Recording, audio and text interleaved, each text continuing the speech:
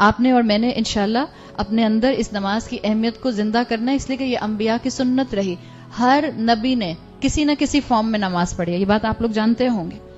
آپ صلی اللہ علیہ وسلم کے اوپر اس نماز کے فارمیٹ کو فائنلائز کر دیا گیا، ورنہ آپ سے پہلے جتنے انبیاء اور رسول آئے سب کسی نہ کسی فارمیٹ میں نماز پڑھتے تھے. اور مفسرین کہتے ہیں کہ اس نماز میں ایک رکن کامن تھا، دیٹ واز سجدہ.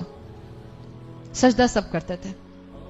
جھکیے اللہ کے سامنے، گڑ گڑائیے اللہ کے سامنے، رکھیں تو اس ناک اور اس عقل کو اللہ کے سامنے. ساری عقل کہاں ہوتی ہے؟ سائنس کیا کہتی ہے؟ اس فرنٹل لوب پر تو ساری عقل ہے، یہی تو ساری تھنکنگ کیپیسٹی ہے. دس از یور ایمبیسڈر برین. یہی تو اللہ کی نافرمانی پر لے کر جاتا ہے. جھکائیں اس کو اللہ کے سامنے. جھکتی نہیں ہے پیشانی اللہ کے سامنے. یہاں جتنی ینگ بچیاں بیٹھی ہیں، آئی ایم شیور آپ لوگ نہیں کرتے ہوں گے، بٹ آپ کی فرینڈس تو کرتی ہوں گی. ویسے بھی میرے پاس سب لوگ آتے ہیں، جب بچی کو آتی ہے وہ کہتی ہے آنٹی میری ایک فرینڈ ہے، وہ یہ پوچھ رہی تھی. اچھا آپ کی فرینڈ پوچھ رہی تھی، اچھا پوچھیں.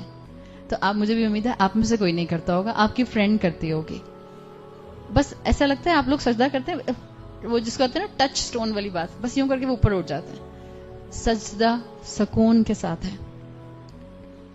میں انکریج نہیں کرتی کہ آپ سنتیں نہ پڑھیں، کبھی بھی انکریج نہیں کرتی. لیکن اگر آپ میں سے کوئی ایسی یہاں بچی بیٹھی ہے جو بالکل نماز نہیں پڑھتی، بالکل نماز نہیں پڑھتی، پلیز کم سے کم فرائض سے شروع تو کیجئے. بسم اللہ کیجئے. اللہ برکت دے گا وقت میں، اللہ سنت کے لیے بھی دل کھول دے گا. اپنے اس فرنٹل لوب کو اللہ کے سامنے زمین پر جھکائیے. اللہ میری تھنکنگ آپ کے سامنے سبمسو ہے، میں نہیں سوچوں گی مگر وہ جو شریعت کے دائرے میں ہوگا. جھکائیے اپنی پیشانی کو اللہ کے سامنے. جو اللہ کے سامنے نہیں جھکتا وہ ہر ایک کے سامنے جھکتا ہے.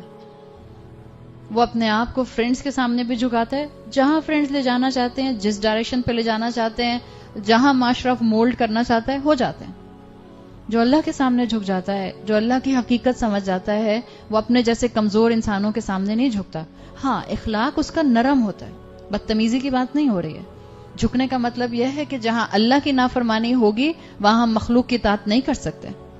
وی شوڈ مینٹین آور بیلنس. ایک صفت نماز کی انبیاء کے اندر حضرت زکریا علیہ السلام کی بہت زیادہ آتی ہے. حضرت زکریا علیہ السلام جن کو اللہ تعالیٰ نے بہت بڑھاپے کی عمر میں اولاد دی، آپ صلی اللہ علیہ وسلم کہا کرتے تھے کانا Najar, he was a carpenter. حضرت زکریا نے ہی حضرت مریم علیہ السلام کی محراب بلڈ کی تھی. حضرت زکریا کے لیے آتا ہے کہ اپنے دن بھر کے کاموں سے جیسے ہی فارغ ہوتے تھے فوراً اپنی نماز کے لیے کھڑے ہو جایا کرتے تھے. حضرت زکریا نے اپنی مسجد کے اندر اپنا ایک کونا ریزرو رکھا ہوا تھا، زیادہ تر وقت وہیں گزارا کرتے تھے. جب آپ نے اپنے لیے اولاد کی دعا کی تھی تو روایات میں آتا ہے کہ اپنے اسی مسجد کے پورشن میں قیام اللیل کر کے اللہ سے دعائیں مانگی تھی کہ اللہ مجھے اولاد عطا کرے. رسول اللہ صلی اللہ علیہ وسلم کی کتنی ایسوسیشن تھی مسجد کے ساتھ؟ اتنی ایسوسیشن تھی کہ آپ کو زندگی میں تو ان کی نماز کے ساتھ جھکاؤ نظر آتا ہی آتا ہے. لیکن جب آپ کا انتقال ہو رہا تھا، جب آپ کا وصال ہو رہا تھا، اس وقت حضرت عائشہ رضی اللہ عنہا بتاتے ہیں کہ آپ کو شدید بخار تھا. اور یاد رکھیں انبیاء کو بخار جب آتے تھے آپ صلی اللہ علیہ وسلم کہا کرتے تھے کہ رسولوں اور انبیاء کا بخار عام انسانوں کی طرح کا بخار نہیں ہوتا، بہت ہائی ٹیمپریچر آتا تھا، ہائی فیور. ایک مرتبہ آپ کو بخار تھا، عبداللہ ابن مسعود آپ کے ساتھ بیٹھے تھے کہ آپ کی تھائی ان سے ٹچ کر رہی تھی. عبداللہ ابن مسعود کہتے ہیں مجھے ایسے لگا جیسے کسی نے گرم کوئلہ میری ٹانگ کے ساتھ رکھ دیا. انبیاء کے اوپر مشکلات بہت ہوتی تھیں اور رسول اللہ صلی اللہ علیہ وسلم تو اللہ کے محبوب تھے. اللہ چاہتا تو ان کو آنچ بھی نہ آتی، ان کو بھی بخار ہوتا تھا، اور بخار بھی ایسا ہوتا تھا کہ ہائی ٹیمپریچر ہوتا تھا. تو اگر زندگی میں آپ کو اور مجھے تھوڑی مشکل ہو جاتی ہے اس دین پر چلتے ہوئے، مت گھبرایا کریں، مت رویا کریں، مت بیک آف کرنے کا سوچا کریں. میرے دین میں کبھی بیک لیش نہ آئے میری آزمائشوں کی وجہ سے. رسول اللہ صلی اللہ علیہ وسلم کے آخری دن، آخری ایام آپ کو بہت سیویئر ٹیمپریچر تھا، آپ لیٹے ہوئے تھے، سو گئے، آپ کی آنکھ کھلی تو آپ نے حضرت عائشہ سے پوچھا کہ کیا لوگوں نے نماز پڑھ لی؟ اصلی الناس؟ حضرت عائشہ نے کہا نہیں، وہ آپ کا انتظار کر رہے ہیں. آپ صلی اللہ علیہ وسلم، حضرت عائشہ کہتی ہیں، ہمت کر کے بڑی مشکل سے کھڑے ہوئے تو بخار کی سختی کی وجہ سے کمزوری کی وجہ سے فینٹ ہو گئے، بے ہوش ہو گئے. حضرت عائشہ کہتی ہیں پھر تھوڑی دیر میں ہوش آیا تو آپ نے پہلا سوال کیا کیا لوگوں نے نماز پڑھ لی؟ حضرت عائشہ نے کہا نہیں، وہ آپ کا انتظار کر رہے ہیں. آپ صلی اللہ علیہ وسلم پھر کھڑے ہوئے اور پھر فینٹ ہو گئے. تیسری مرتبہ حضرت عائشہ کہتی ہیں پھر آپ نے وہی سوال کیا پہلی دفعہ آنکھ کھلتے ساتھ، کیا لوگوں نے نماز پڑھ لی؟ حضرت عائشہ نے کہا نہیں، وہ آپ کا ویٹ کر رہے ہیں. پھر بے ہوش ہو گئے. چوتھی مرتبہ آپ صلی اللہ علیہ وسلم نے 2 صحابہ کو اندر بلایا اور ان کے کندھوں کے اوپر ہاتھ رکھ کے لٹرلی ڈریگ کرتے ہوئے، اس لیے کہ کھڑے ہونے کی طاقت نہیں تھی، ڈریگ کرتے ہوئے آپ صلی اللہ علیہ وسلم کو یہ دونوں صحابہ باہر لے کر گئے. یہ نماز کی اہمیت تھی. آپ کے آخری الفاظ کیا تھے؟ آپ کی آخری وصیت 2 الفاظ آپ نے کہے تھے، نماز اور عورتیں. کتنا بڑا سبق ہے. اللہ ہمارے امت کے مردوں کو عورتوں کا احساس کرنا اور ان کا خیال کرنا سکھا دے. آپ نے کہا تھا نماز کی فکر کرنا، اور امت کے مردوں کو کیا سمجھایا تھا؟ اس امت کی عورتوں پر ظلم نہ کرنا. اللہ ہمارے یہاں تو سب کیونکہ عورتیں بیٹھی ہیں تو میں زیادہ اس پہ بات نہیں کرتی ہوں، میں انکریج نہیں کرتی اس طرح کی بات کو، ورنہ ہوتا کیا ہے کہ پھر ہم عورتیں بدزن ہو کے جاتی ہیں. دیکھیے اللہ ہمیں اگر آزما رہا ہے کسی بھی اینگل سے، چاہے والد ہیں، چاہے بھائی ہیں، چاہے شوہر ہیں، چاہے بیٹا ہے، یاد رکھیں وہ ہمارے ہی اپنے ہیں. ہم ان کو چھوڑ کر کہیں نہیں جا سکتے. اگر ان میں دین کی کمی ہے تو آپ کی دعائیں، اور اگر وہ آپ سے عمر اور رتبے اور رشتے میں چھوٹے ہیں تو آپ کی تربیت ان کو اچھا مسلمان بنائے گی. جہاں تک شوہر کا معاملہ ہے، آپ شوہر کی تربیت نہیں کر سکتے، اور میرا آپ کو مشورہ ہے کبھی شوہر کی تربیت کی کوشش بھی مت کیجیے گا. بہت برا بیکلیش آئے گا، سوائے جھگڑے اور پریشانی کے کچھ بھی نہیں ہوگا. شوہر کے لیے دعا کی جاتی ہے اور بہت انڈائریکٹ انداز میں شوہر کے ساتھ معاملہ اچھا رکھا جاتا ہے. ظاہر بات ابھی ہمارا وہ کورس نہیں ہو رہا کہ ہم شوہر سے کیسے ڈیل کریں، میں آپ کو بتاؤں، میں زیادہ ڈیٹیل میں اس وقت جان نہیں سکتی، لیکن جو میرے سامنے باتیں اور انداز مجھے پتہ چلتے ہیں، زیادہ تر بیویاں پریشان ہوتی ہیں کہ شوہر دین سے دور بھاگتے ہیں. ایسے میں ایک چیز یاد رکھیے، آپ کا دین پر آنا، آپ کا خود مثال بننا اپنی اولاد کے لیے، اور آپ کا اللہ کے سامنے گڑ گڑانا اولاد اور شوہر کی ہدایت کے لیے، بس یہ اہم چیز ہے. آپ اولاد کی تربیت کر سکتی ہیں، آپ شوہر کی تربیت نہیں کر سکتے. جس دن بیوی شوہر کی تربیت کرنے کھڑی ہو جاتی ہے اس دن سوائے جھگڑے اور فرسٹریشن کے کچھ ہاتھ میں نہیں آتا. Don't do this. گھروں کے ماحول کو تباہ مت کیجیے. دعائیں کیجیے. دعائیں امپاسبل کو پاسبل بنا دیتی ہیں، اور اچھی مثال سیٹ کیجیے. تو حضرت عائشہ اسی طرح سے بتاتی ہیں کہ آپ صلی اللہ علیہ وسلم کی یہ کریونگ تھی جو آپ کی نماز ادا کرنے کی، اور نماز بھی کیسے ادا کرنے کی؟ جماعت کے ساتھ ادا کرنے کی تھی.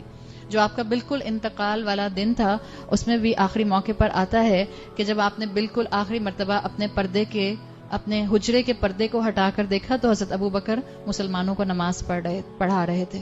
آپ مسکرائے. حضرت عائشہ کہتی ہیں بس اس کے بعد رسول اللہ صلی اللہ علیہ وسلم کبھی اپنے حجرے سے باہر نہیں آ سکے. تو یہ جماعت کے ساتھ نماز کی اہمیت رسول اللہ صلی اللہ علیہ وسلم کی عمر کے آخری حصے میں نظر آتی ہے. چاہے مرد نماز پڑھے مسجد میں جماعت کے ساتھ یا عورتیں، 25 ٹائمز زیادہ ثواب ملتا ہے. سمجھے ایک نماز میں نے گھر میں پڑھی اس کا ثواب مجھے ایک نماز کا ملتا ہے. اگر میں نے وہ جماعت کے ساتھ پڑھی تو مجھے اس کا ثواب 25 نمازوں کے برابر ملتا ہے.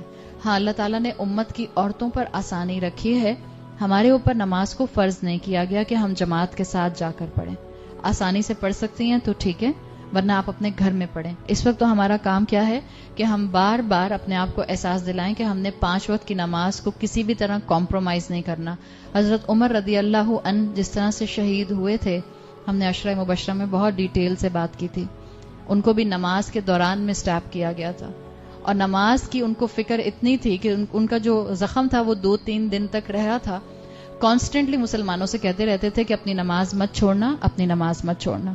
دیکھیں جہاں تک سنتیں یا فرائض ہیں، ان میں ایک چیز کا خیال رکھیں. فرائض کا سوال ہوگا، یاد رکھیے. فجر کے فرائض، فجر کی 2 سنتوں کی اہمیت بھی بہت زیادہ ہے، ظہر، عصر، مغرب، عشاء. سوال ہوگا فرائض کا، اور جس مسلمان کے فرائض میں کمی ہوگی اس کے فرائض کی کمی کو سنت اور نوافل سے دور کیا جائے گا. اگر میں نے صرف فرض پڑھے اور سنت اور نوافل نہیں پڑھے تو اب جتنی بھی بری کوالٹی کے فرض پڑھے، I will not have the choice but to say no. اللہ کچھ اور ہے ہی نہیں. اللہ کو بھی پتا ہوگا کہ نوافل اور سنتیں پڑھے نہیں تھے. تو وہاں کمپنسیشن نہیں ہو سکے گا. اور جس نے فرض بھی نہیں پڑھے، قیامت کے دن پہلا سوال نماز کے بارے میں ہوگا. یہ 5 وقت کی نماز is like a spiritual oxygen for all of us. نماز نہ چھوٹے، چاہے میں یونیورسٹی میں ہوں، چاہے میں ایگزام دے رہی ہوں، چاہے میں سوشل کوئی گیدرنگ میں ہوں، چاہے میں کلب میں ہوں، چاہے میں میرج ہال میں ہوں، میری نماز نہ چھوٹے. یہ نماز کا حکم مفسرین کہتے ہیں یہ وہ حکم ہے جس کے لیے فرشتہ نہیں آیا، باقی پورا قرآن اللہ تعالیٰ نے فرشتے کے ذریعے بھیجا.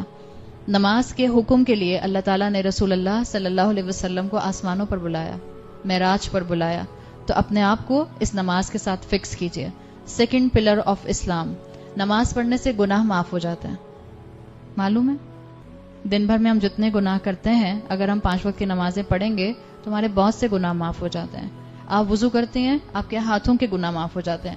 پتہ نہیں کس کو میسج میں کیا لکھا، اماں نہیں جانتی، ابا نہیں جانتے، بہن نہیں جانتی، بھائی نہیں جانتا، آپ جانتے ہیں. جو بھی میسج میں لکھا تھا، اگر شرمندگی ہو رہی ہے تو جب وضو کریں گی آپ کے وہ گناہ انشاءاللہ معاف ہو جائیں گے.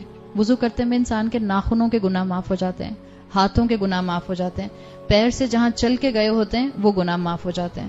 تو اپنے آپ کو اس کیٹیگری میں لے کر آئیے. اور اس کے نماز کے بہت سے اجر ہیں، جیسے باجماعت نماز پڑھنے کا اجر آتا ہے.